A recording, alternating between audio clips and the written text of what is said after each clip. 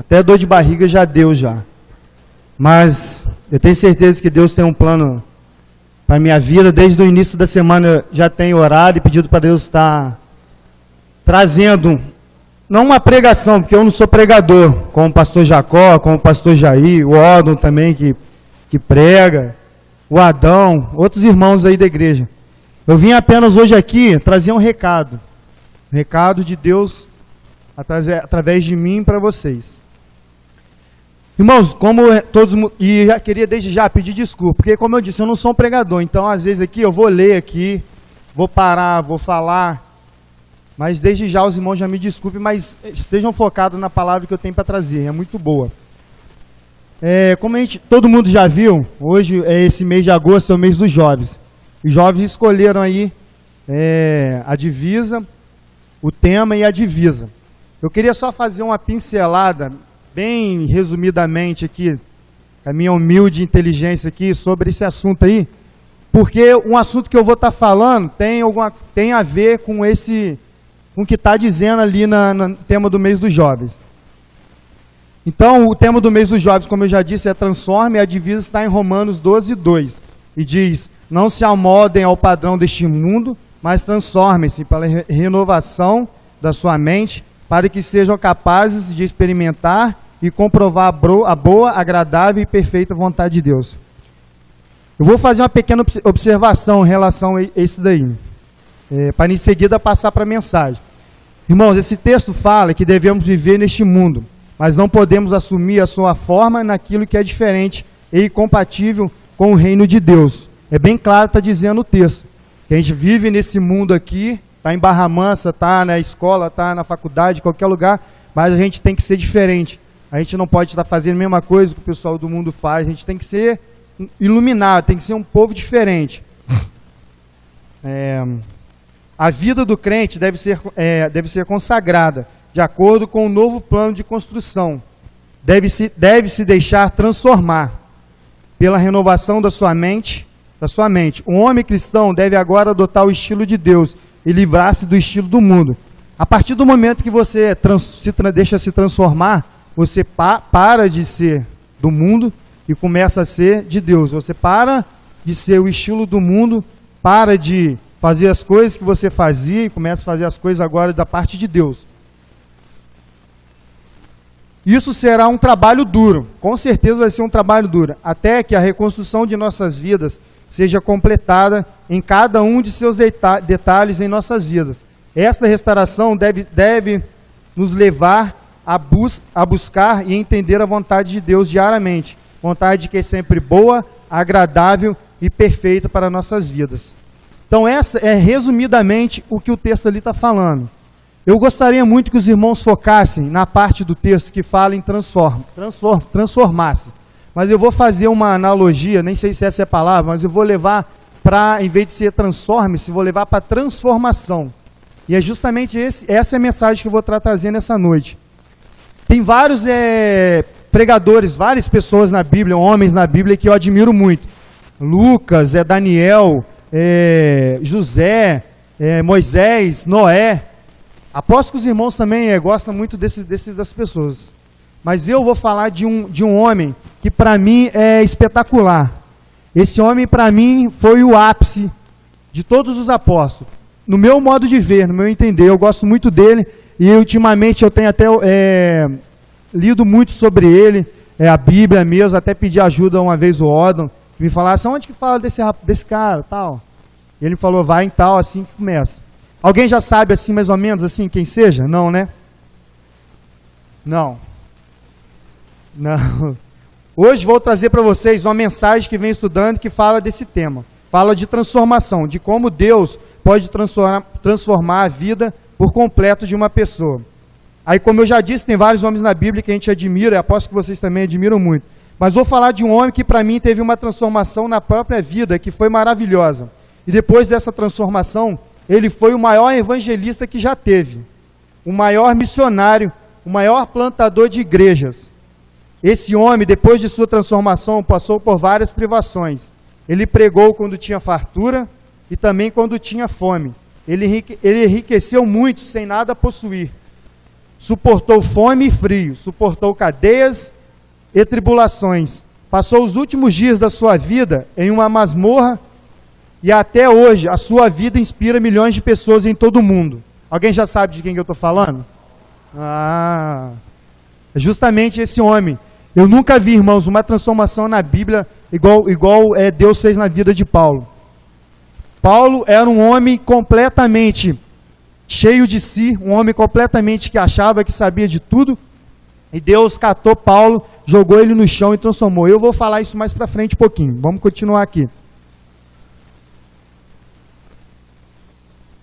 Deixa eu passar meu notebook aqui, meu tablet.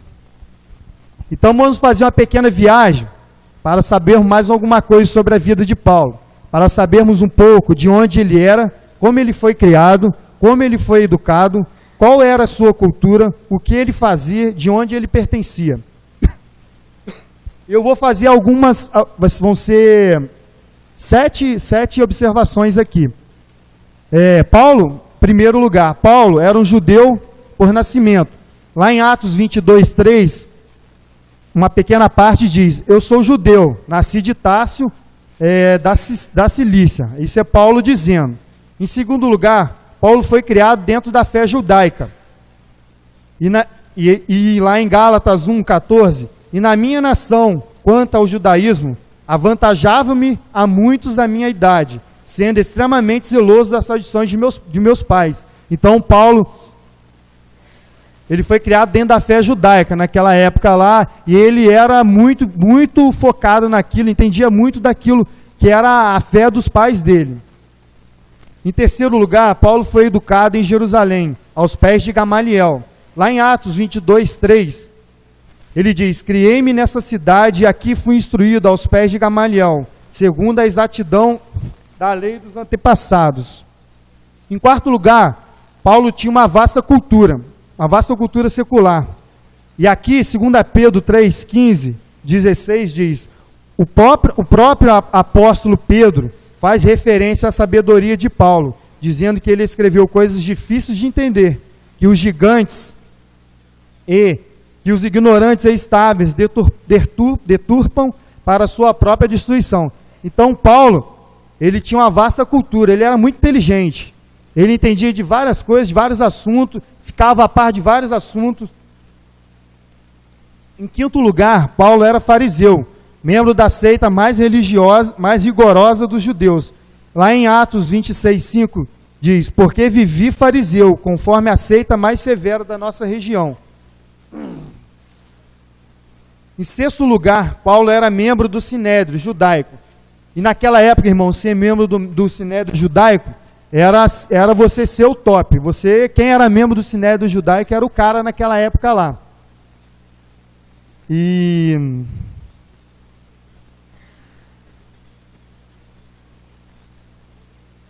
Em sétimo lugar, Paulo era um cidadão romano.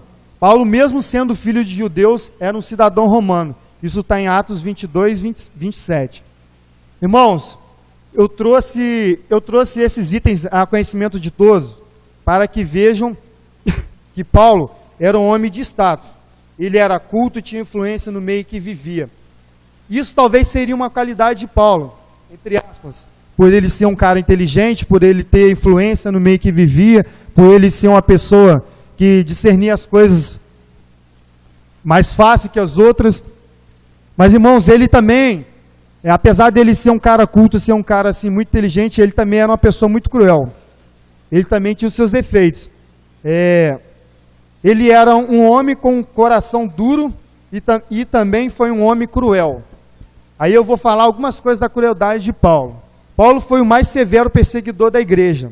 Olhando pelo retrovisor da sua vida, Paulo, fazendo uma retrospectiva do seu passado, escreveu a Timóteo: a mim, que no outro tempo era blasfemo e perseguidor e insolente. Está em 1 Timóteo 1:13. Paulo, irmãos, ele fazia cada maldade com os cristãos, porque ele perseguia, ele não concordava que Jesus pregasse, que os irmãos falassem de Jesus, então ele ficava irado, ele feria os cristãos com a língua e com os punhos, fazia isso com arrogância e com soberba, usava os instrumentos legais e também a truculência física. Paulo é visto como um perseguidor. Paulo era um perseguidor cruel e resistente. Paulo era um perseguidor violento. Ele usava vários métodos para poder fazer isso que ele fazia. Ele perseguia os cristãos usando o recurso da lei. Então o que ele fazia? Lá pedia cartas para os maiorais lá, e falava, eu quero ir atrás dos cristãos.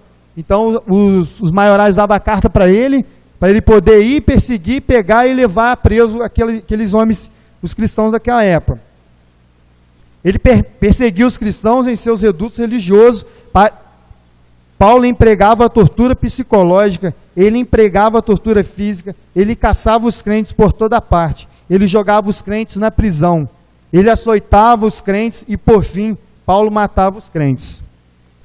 Irmãos, eu não quero que ninguém fique com raiva de Paulo. Todo mundo já deve estar falando, pô, Paulo era cruel, então por que você admira ele? Mas, irmãos, é como eu disse no início, nunca vi uma transformação de vida como foi a de Paulo. Pois Deus tinha um plano na vida de Paulo. Lá em Atos 9:15, na segunda parte, Deus relata acho que Ananias, era para ele ir até Paulo e que era para orar por Paulo, colocar a mão na cabeça, a gente vai falar mais para frente. Aí Ananias fala, mas como que eu vou ir falar com aquele homem se ele está vindo atrás da gente, ele quer matar a gente? Então Deus fala, não, vai que eu tenho um plano para a vida dele. Fiz essa introdução sobre Paulo, para que todos essa noite pensem como o poder de Deus pode transformar a vida de um homem, por mais inteligente, por mais impenetrável que seja. Agora vamos abrir a nossa Bíblia em Atos 9, de 1 a 19. Eu vou pedir o Odon que venha, que possa estar lendo, mas lê aquela tradução que tem aqui, Odon, porque ela, não sei se a sua é igual lá, porque ela está mais fácil assim de entender. Você tem uma voz de locutor, fica mais fácil para o pessoal escutar. Está enchendo minha bola hoje. Atos 9? 9, de 1 a 19.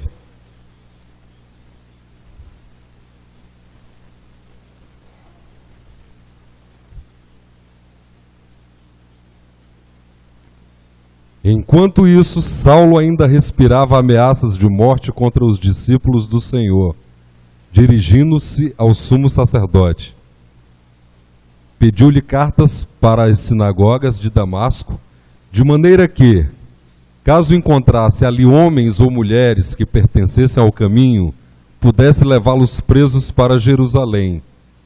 Em sua viagem, quando se aproximava de Damasco, de repente brilhou ao seu redor uma luz vinda do céu. Ele caiu por terra e ouviu uma voz que lhe dizia, Saulo, Saulo, por que você me persegue? Saulo perguntou, quem és tu, Senhor? Ele respondeu, eu sou Jesus, a quem você persegue. Levanta-te, entre na cidade, alguém lhe dirá o que você deve fazer. Os homens que viajavam com Saulo pararam emudecidos, ouviam a voz, mas não viu ninguém. Saulo levantou-se do chão e, abrindo os olhos, não conseguia ver nada. E os homens o levaram pela mão até Damasco. Por 3 dias ele esteve cego, não comeu, nem bebeu. Em Damasco havia um discípulo chamado Ananias. O Senhor o chamou numa visão. Ananias. Eis-me aqui, Senhor, respondeu ele. O Senhor lhe disse, vá à casa de Judas, na rua chamada Direita, e pergunte por um homem de Tarso chamado Saulo. Ele está orando. Numa visão viu um homem chamado Ananias chegar e impor-lhe as mãos para que voltasse a ver. Respondeu Ananias, Senhor, tenho ouvido muita coisa a respeito desse homem e de todo o mal que ele tem feito aos teus santos em Jerusalém. Ele chegou aqui com autorização dos chefes, dos sacerdotes, para prender todos os que invocam o teu nome. Mas o Senhor disse a Ananias, vá, Este homem é meu instrumento escolhido para levar o meu nome perante os gentios e seus reis e perante o povo de Israel. Mostrarei a ele o quanto deve sofrer pelo meu nome. Então Ananias foi, entrou na casa, pôs as mãos sobre Saulo e disse: Irmão Saulo, o Senhor Jesus, que lhe apareceu no caminho por onde você vinha, enviou-me para que você volte a ver e seja cheio do Espírito Santo. Imediatamente, algo como escamas caiu dos olhos de Saulo e ele passou a ver novamente. Levantando-se, foi batizado. E depois de comer, recuperou as forças. Saulo passou vários dias com os discípulos em Damasco.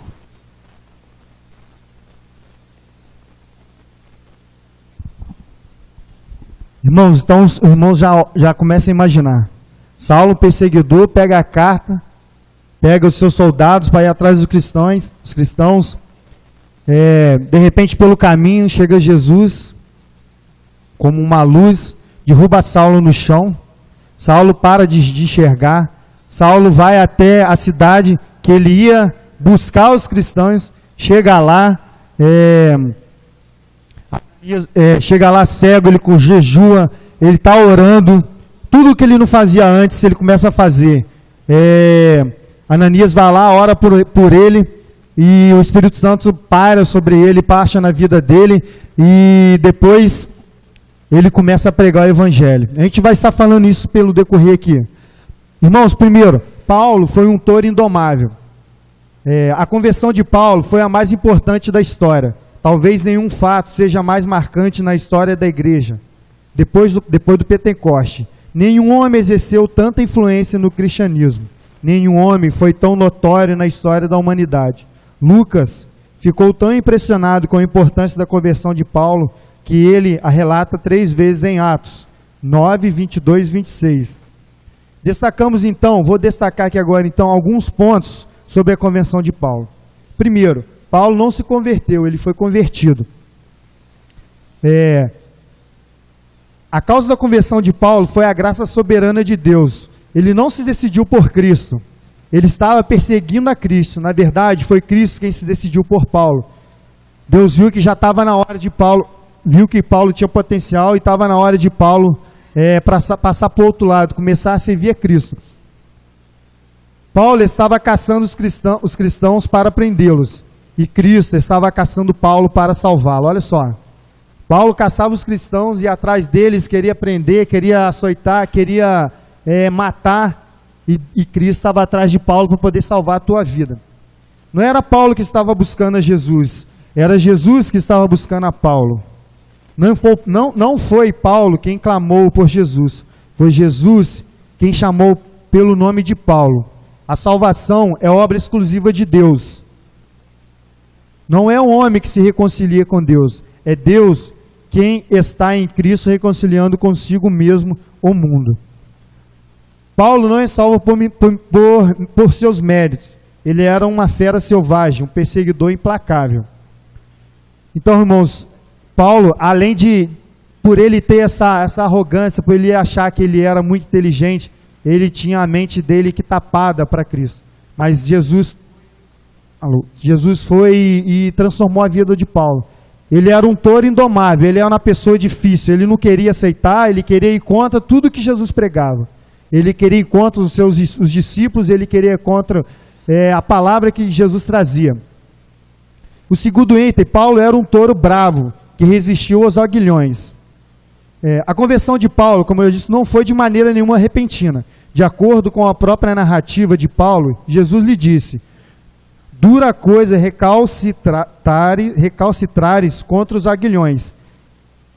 A quem já morou na roça sabe assim mais ou menos o que é aguilhões. Aguilhões é como se fosse um chicote, e na ponta do chicote tem tipo uma garrinha de ferro, que na hora, o Dimas que costuma ir em sítio deve conhecer, não sei, talvez é antigo esse aguilhões aí, mas é isso, aí quando as pessoas iam domar, cuidar do gado, cuidar do boi, ele batia com aquela vara e o boi machucava o boi. Então o boi ia indo no caminho correto que ele queria.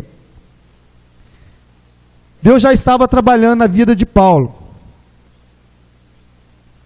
Deus já estava trabalhando na vida de Paulo. Antes de ele se render no caminho de Damasco, Paulo era como um touro bravo que brigava contra os aguilhões.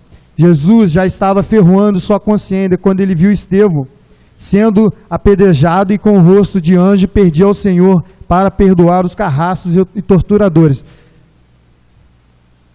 Então, irmãos, Estevão era um das pessoas que Paulo estava perseguindo. Estevão estava pregando para todo mundo, estava evangelizando um monte de gente. E eles conseguiram pegar Estevão. E na hora que eles foram castigar Estevão, fazer o que a lei mandava, Estevão, apesar de estar morrendo, apesar de estar sendo humilhado, estar sendo machucado, ele cantou, continuou pedindo para Deus, pedia para Deus perdoar os seus carrascos e torturadores. E essa oração de Estevão latejava, ficava batendo na consciência de Paulo. Paulo fechava os olhos e via, como que pode isso? O cara está morrendo, o cara está tomando chute, soco, várias coisas, e mesmo assim o cara está cantando, está orando, está pedindo para Deus perdoar a pessoa que machuca ele. Vamos continuar.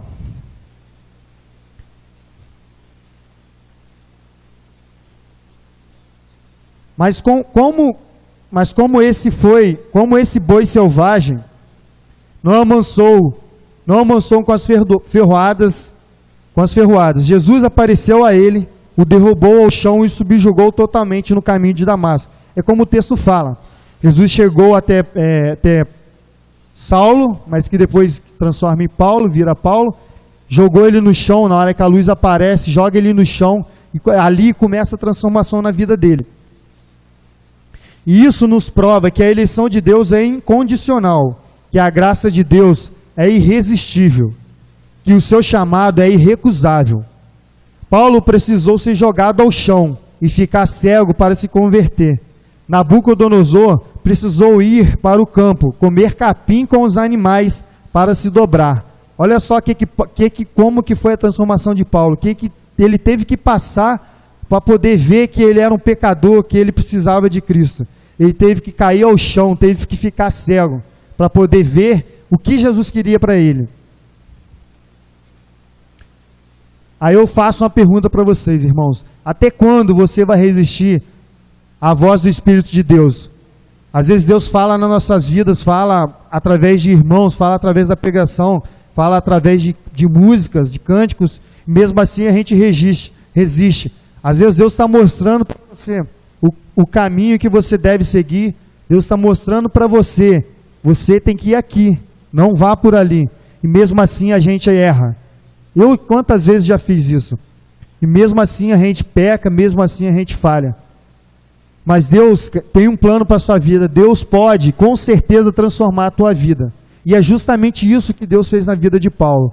Depois de tudo isso que Paulo passou, Deus foi transformando a vida dele no processo. Foi devagar. Em terceiro lugar, irmãos, Paulo era um intelectual que resistiu à lógica divina. Isso está em Atos 9, de 4 a 8. Se a conversão de Paulo não foi repentina, também não foi compulsiva. Cristo falou com ele em vez de esmagá-lo. Cristo chegou a Paulo, em vez de jogar Paulo, que o perseguia, jogar no chão e bater nele, fazer como ele fazia com os cristãos, não. Cristo foi suave com ele, entre aspas. Cristo jogou ao chão, mas não violentou sua personalidade. Sua conversão não foi um transe hipnótico. Jesus apelou para a sua razão e seu entendimento. Jesus tocou justamente na consciência de Paulo. Quando ele via aquele homem ser machucado, e mesmo assim orar, pedir, Jesus, perdoa essa pessoa que está fazendo isso comigo. E é ali que Jesus ia, devagarzinho, lapidando a vida de Paulo.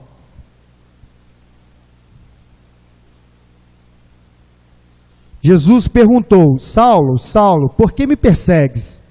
Paulo respondeu, quem és tu, Senhor? Jesus respondeu, eu sou a Jesus, a quem tu persegues. Jesus ordenou: mas levanta-te. E Paulo prontamente obedeceu.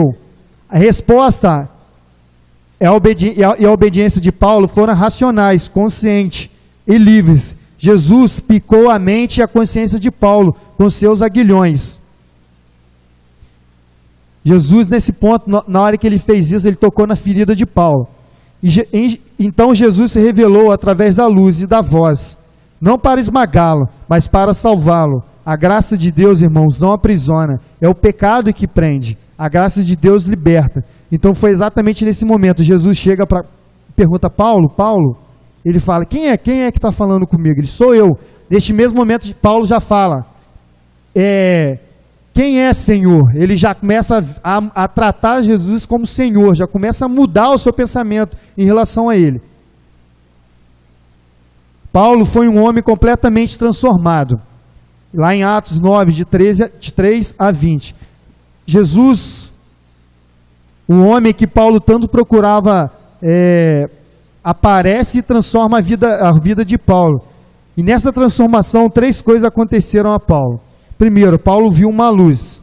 Lá em Atos 22, 6, 11, uma grande luz do céu brilhou ao seu redor. Aquilo não foi uma miragem, foi uma grande luz do céu, tão forte que lhe abriu os olhos da alma, e tirou-lhe a visão física. Ele ficou cego por causa daquela luz.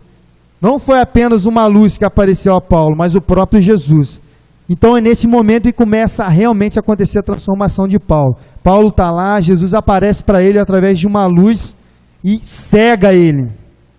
E é ali que Jesus começa a trabalhar, começa a mudar a vida dele. Paulo caiu por terra. O touro furioso e selvagem, indomável, que estava subjugado, agora aquele que prendia estava preso. Aquele que se achava detentor de todo o poder para perseguir, estava prostrado ao chão, impotente. O Senhor quebrou toda a sua resistência. Irmãos, como eu já disse, Paulo era um touro furioso. Imagina uma pessoa que não quer aceitar a Cristo. Você já, às vezes, conhece uma pessoa que se acha tão inteligente que eu não preciso escutar a palavra de Deus. Eu já sei tudo, eu não preciso aprender nada. E às vezes a pessoa até lê a Bíblia, mas acaba não querendo aceitar. Acontece justamente o que aconteceu com Paulo. A pessoa bloqueia a mente e aquilo ali fica batendo e ele não quer aceitar aquilo. Paulo ouviu uma voz, em Atos 22, 7. Jesus, que antes estava na consciência de Paulo, agora está aos seus ouvidos. E ele diz: Saulo, Saulo, por que me persegues? A voz do Senhor, irmãos, é poderosa. Ela manda chamas de fogo. Ela faz tremer o deserto. Ela faz milagres. Imagine, irmãos, Paulo estava andando e de repente começou a escutar aquela voz no seu ouvido: Saulo, Saulo. Imagina, Jesus ali do lado dele e falando: Saulo, Saulo, por que me persegues? Paulo então pergunta: quem és tu, Senhor? Ao que Jesus respondeu: eu sou Jesus, o Nazareno, a quem tu persegues. Atos 22, versículo 8. O mesmo Paulo que perseguia Jesus, agora está chamando Jesus de Senhor. É o que eu falei. Paulo, na hora que Jesus joga ele ao chão, humilha ele, transforma a vida dele, ele começa a chamar Jesus de Senhor. E é isso que vocês têm que colocar em mente, irmãos. Jesus, às vezes, coloca a gente no chão, transforma as nossas vidas, mesmo assim a gente não quer aceitar e não quer chamar Ele de nosso Pai, não quer chamar Ele de Senhor.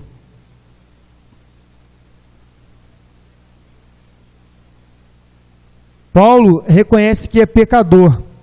Em Atos 22, 8, Paulo reconhece que o seu zelo religioso não agradava a Deus. Ele viu que estava perseguindo o próprio Filho de Deus. Ele reconhece que é o maior de todos os pecadores. Reconhece que está perdido e precisa da salvação. Irmãos, não adianta nada você chegar a aceitar a Cristo, levantar a mão: eu aceito. Aí vem aqui na frente, o pastor ora, a igreja: nossa, irmãos, abraça você. Mas se você não verdadeiramente no seu interior vê: eu estou errando, eu estou pecando, eu estou falhando, eu faço coisas que eu não deveria fazer, eu falo coisas que eu não deveria fazer. Às vezes em casa eu entro na internet e vejo coisas que eu não deveria fazer. Enquanto você não cair por si e enxergar que você é um pecador, que você é falho, que você está errado, não adianta nada você vir aqui na frente e aceitar a Cristo. E isso, justamente foi isso que aconteceu na vida de Paulo. Paulo, na hora que Jesus transforma a vida dele, ele vê que ele, tudo que ele fazia, perseguir a Cristo, açoitar, agredir, falar, tudo que ele fazia, aquilo ali, ele vê que ele estava errado. Ele vê que ele não devia ter feito aquilo, ele vê que Jesus é o único suficiente Salvador. Jesus é o Filho de Deus. E ali, a transformação de Paulo começa a se completar. E a partir desse momento, irmãos, Paulo ele reconhece que precisa ser guiado pelo Senhor. Em Atos 22:10, a autossuficiência de Paulo termina na estrada de Damasco. Ele agora pergunta: que farei, Senhor? Paulo agora quer ser guiado, está pronto a obedecer. Ele que esperava entrar em Damasco na plenitude de seu orgulho e bravura, como um adversário de Cristo, estava sendo guiado por outros, humilhado e cego, capturado pelo Cristo a quem ele perseguia. Olha a transformação que acontece na vida dele. Olha, Saulo que passa a ser Paulo, ele, depois que transforma, ele fala: Senhor, o que farei? Ele realmente se entrega para a vida, nas mãos de Deus, nas mãos de Cristo, e fala: o que eu farei? O que eu devo fazer a partir de agora?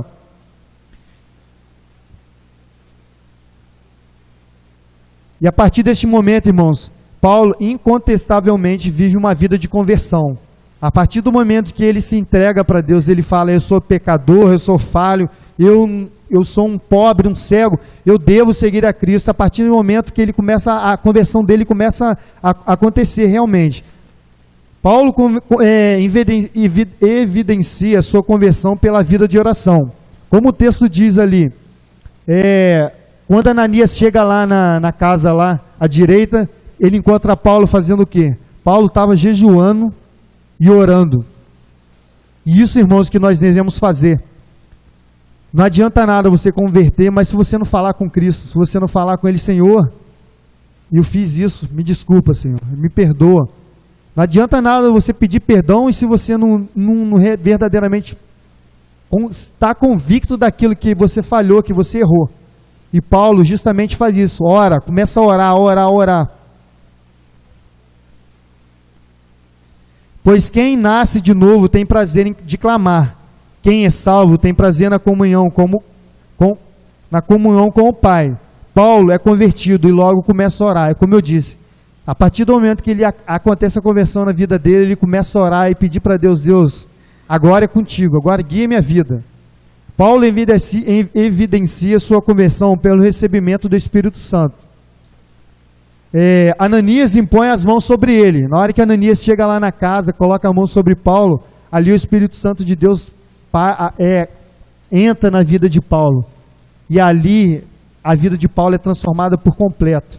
Então não adianta nada, irmãos, você vir aqui, você que é adolescente, você que é jovem, não adianta nada você vir aqui na igreja, ver a pregação, aceitar tudo que Deus fala, tudo que o pastor prega, mas se não houver uma conversão na tua vida, se você não deixar o Espírito Santo agir na tua vida, nada vai valer.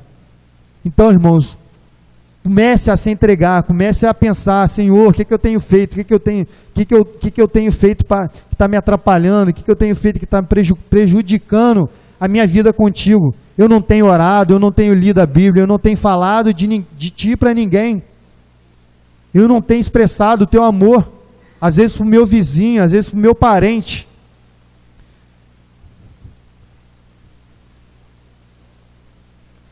Ananias põe as mãos sobre ele e ele recebe o Espírito Santo e fica cheio do Espírito Santo. Irmãos, é mais fácil convencer um leão a ser vegetariano do que uma pessoa ser convertida sem a ação do Espírito Santo. É impossível uma pessoa ser convertida se ele não deixar o Espírito Santo agir. É impossível uma pessoa aceitar a Cristo e não deixar o Espírito Santo agir. E para isso, irmãos, o que precisa acontecer? Precisa acontecer uma transformação na tua vida. A gente estava falando hoje na classe de manhã sobre mordomia, sobre o dízimo que a gente tem que entregar, mas não adianta nada você escutar o que a palavra tem para dizer, o que a classe tem para dizer, o Gilberto estava trazendo a palavra, se você não houver transformação na tua vida. Não adianta nada você vir aqui na frente, orar, irmão, apertar a mão do irmão, se você não for transformado, se você não deixar o Espírito Santo agir na tua vida. Paulo verdadeiramente é transformado, de agente de morte a pregador do Evangelho. Ele tornou-se um embaixador de Cristo, um pregador do Evangelho logo após a sua conversão. Olha só o que aconteceu na vida de Paulo. Quando Paulo aceita Cristo, ele começa a orar, o Espírito Santo, aceita o Espírito Santo. Olha o que acontece na vida dele. Paulo se transforma completamente. Paulo começa a, em vez de ele ser um caçador, caçar os crentes, ele começa a pregar. Paulo, em vez de pedir cartas, escrever cartas para os maiorais, eu quero ir atrás dos crentes, eu quero condenar os crentes. Paulo começa a escrever cartas para a gente. Começa a escrever cartas para evangelizar a gente. E se você olhar todas as epístolas de Paulo, é uma dádiva para a vida de cada um. Olha como Deus pode transformar a vida de uma pessoa. Olha como Deus pode transformar a tua vida. Ele transformou a vida de Paulo, jogou Paulo ao chão. Paulo, que era um touro indomável, uma pessoa difícil, ele conseguiu converter Paulo, conseguiu fazer Paulo uma pessoa diferente, uma pessoa nova. E quando você é uma pessoa nova, você passa a falar de Cristo, você passa a ler, você passa a escrever.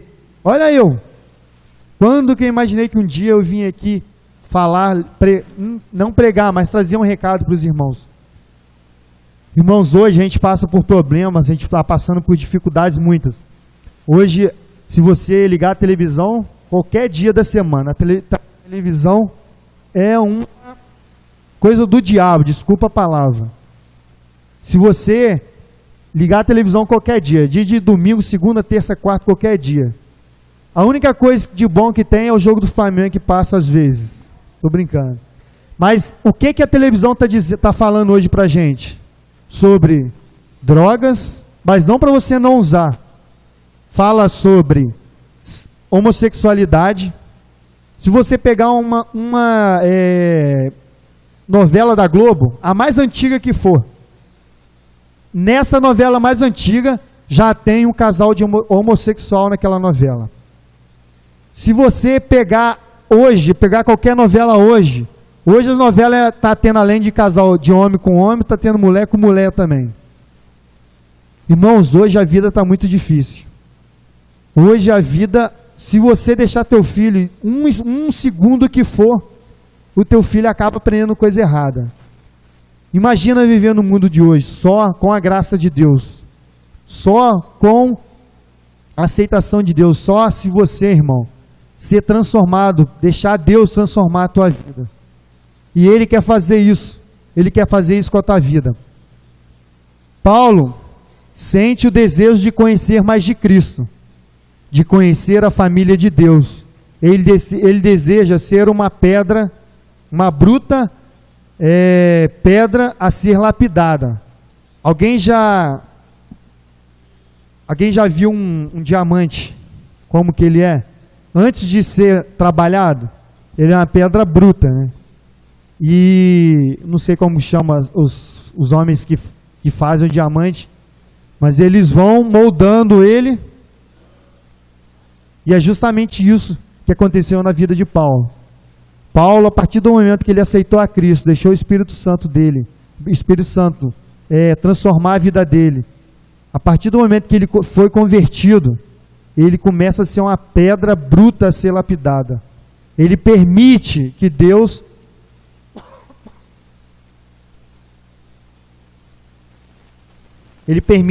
trabalhe na vida dele. E Deus começa a moldar a vida de Paulo. E vai moldando, moldando, moldando. E Paulo, com essa conversão que ele teve, ele consegue trazer muitas vidas para Cristo.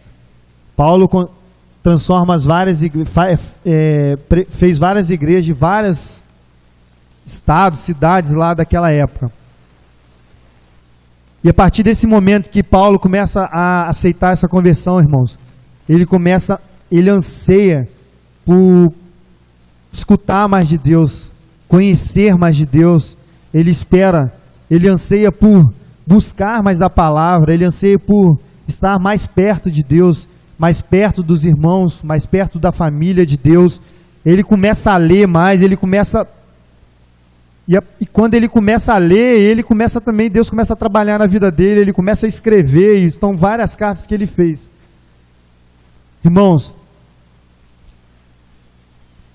Deus tem trabalhado na vida de cada um, Deus tem trabalhado na minha vida.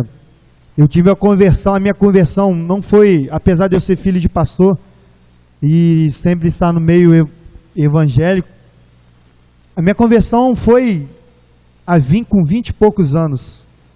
Ia na igreja, aceitava tudo que meu pai pregava, mesmo assim, aquilo ali não servia de nada para mim. Às vezes matava culto escondido do meu pai, chegava engatinhando por trás da igreja para o meu pai não ver. Mas, irmãos, aos 20 e poucos anos, quando Deus transformou minha vida, eu não estou falando que deixei de ser um cara falho. Eu sou um ser humano, sou pecador. Mas, realmente, foi uma transformação muito grande na minha vida. E isso se concretizou muito porque eu comecei a ler mais a Bíblia. Imagina, eu era filho de pastor e não lia a Bíblia. E quando aconteceu essa conversão na minha vida, eu comecei a ler mais a Bíblia. Irmãos, não tem como Deus transformar a vida de uma pessoa se você não ler, se você não escutar a palavra dele. O recado que Deus tem para a vida de cada um é a palavra de Deus. O recado que Deus tem para você é a palavra de Deus. Essa semana eu estava conversando com uma menina lá do trabalho,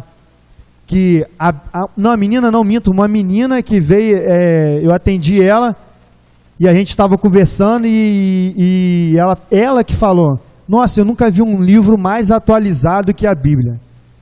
Apesar de ser o livro mais antigo que já teve, a Bíblia, até hoje, é o livro mais atualizado que tem. Então, meus irmãos, não adianta você converter, aceitar a Cristo, mas se você não falar com Deus, você não ler sobre Ele, não aprender sobre a vida dele. Essa é a mensagem que eu queria trazer para os irmãos essa noite. Então, vamos estar pedindo cada vez mais.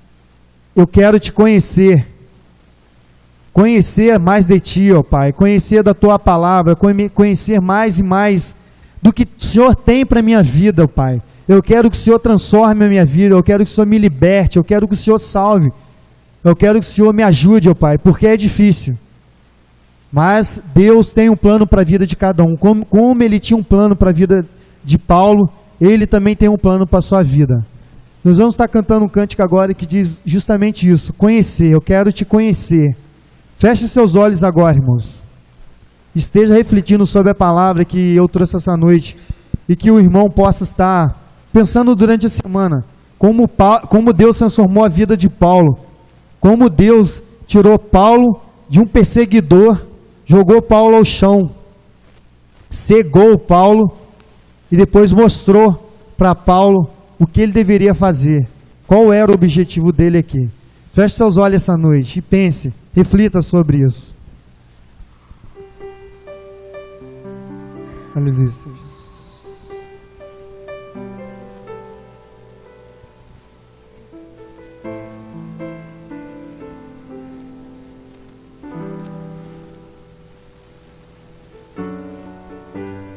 Tudo que eu quero está em ti, toda a minha vida eu te entrego, pois não há outra além de ti.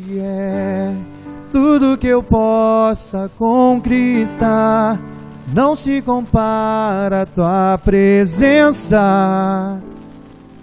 nem ao prazer de te adorar, Dias vêm, dias vão, e em meu coração só aumenta o desejo de te encontrar. Agradecido eu sou pelo que já recebi, mas não estou satisfeito. Eu quero mais te conhecer e prosseguir em te conhecer. Este é o alvo da minha vida, Senhor. Te conhecer e prosseguir em te conhecer é tudo que eu quero pra minha vida, Senhor.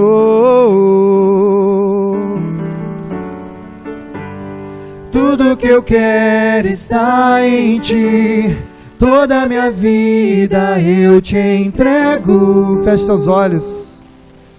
Pois não há outro além de ti. Tudo que eu possa conquistar não se compara à tua presença. Aleluia. Nem ao prazer de te adorar. Dias vêm, dias vão, e em meu coração só aumenta o desejo de te encontrar. Agradecido eu sou pelo que já recebi, mas não estou satisfeito. Eu quero mais te conhecer e prosseguir em te conhecer. Este é o alvo da minha vida, Senhor. Te conhecer e prosseguir em te conhecer é tudo que eu quero pra minha vida, Senhor.